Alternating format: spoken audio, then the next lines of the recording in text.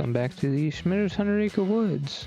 So it's been a little while, but out here at the sawmill, been working on this of the evenings and kind of getting stuff cleaned up here. Have several different types of wood that we're working on getting cleaned up. This one, I don't remember exactly what this one is. It's very similar to the poplar and has made pretty good 2x4s. So the other longer log of this we actually used for the purlins of the back section of this where we're going to store wood. So that's back there and added on. And so basically we're just going to turn this into 2x4s and work on creating a little bit of inventory at the Schmitter wood yard here. So we always have projects going on, and 2x4s seems to be one of those things that it's easy to grab and can do various things with. So see, we're cutting stuff to 1 3/4 inches. So it's going to be just a little bit smaller than that because that doesn't account for the blade width. We have the little bit thicker blade, I believe, on here. So get a little bit taken off, and then anything that needs to go back on the mill, we go ahead and set on the end of the forks there, just so that we can set it right back on. So we try to get this squared up fairly well and get it to the point where we can just start cranking the 2x4s out of it. So with our 1 3/4 inches, we try to kind of back figure our numbers as far as, you know, what our overall width should be, so that, you know, you kind of end up with a nice number when going through. So do a little bit of calculating as we go through and try to figure, you know, what the best scenario is so we get what we can out of it. And inevitably we end up with kind of a little piece here or there. And so we have 3 pieces we got out of this. We go ahead and start with 1, and then we do the other 2.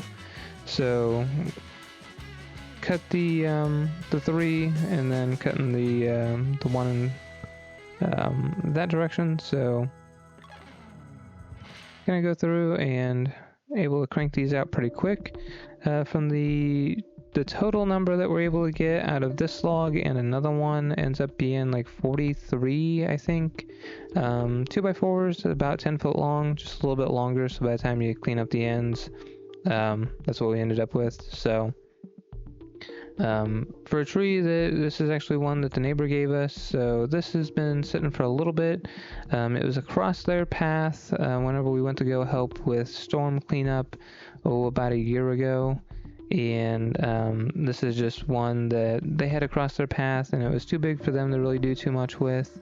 So he offered it to us, and we are turning it in the boards here. So able to utilize it. So this is a pretty quick video kind of going through that. I think I do show kind of getting the other section here. Yeah, so you go ahead and get this other one loaded up.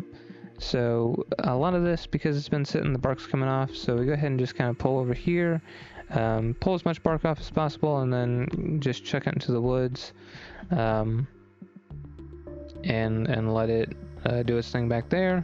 So go ahead and get this one loaded on and do the same process. So have this one that's a little off center, so we go ahead and jack up the left hand side, try to center it up as much as possible, and utilize the laser a little bit more here lately to kind of get some things centered up. It's kind of one of those to kind of go back and forth on how much we use it. It's decent. I wouldn't say it's perfect, but it's decent, and it does help in some circumstances. The solenoid we put on for the water is definitely the most used thing, and one of those things that just makes it a no-brainer, and something that Woodmizer should, I believe, build into their sawmills. It just makes it so that whenever you turn, once you have the water set, as soon as you go forward, it just turns on, otherwise it's off. I have a couple different videos of that, really explaining it and showing that process. So go back and check those out. I try to at least do playlists so you can kind of look at all the different sawmill ones and find that one on that if you're interested in seeing that.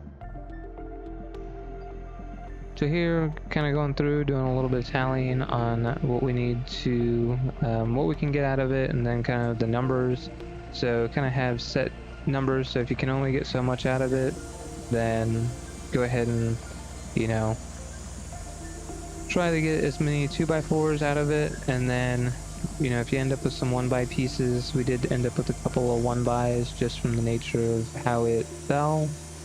Which is okay, you know, you can always utilize that too. We got it all grouped together and have it stored so it can start drying behind the building here whenever this video gets done.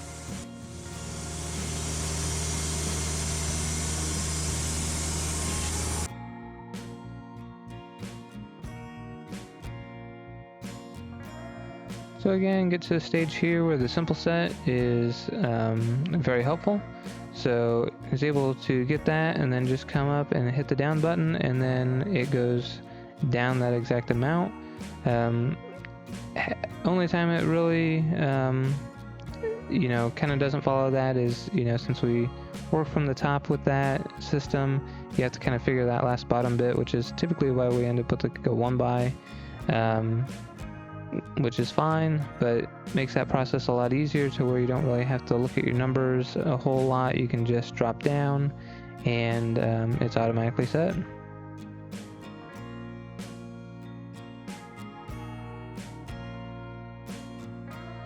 So go through, do a little bit of cleanup here. So utilize snow shovel, and that's where the concrete is nice because you're able to scrape all this up. We use a wheelbarrow to then just get the wood away.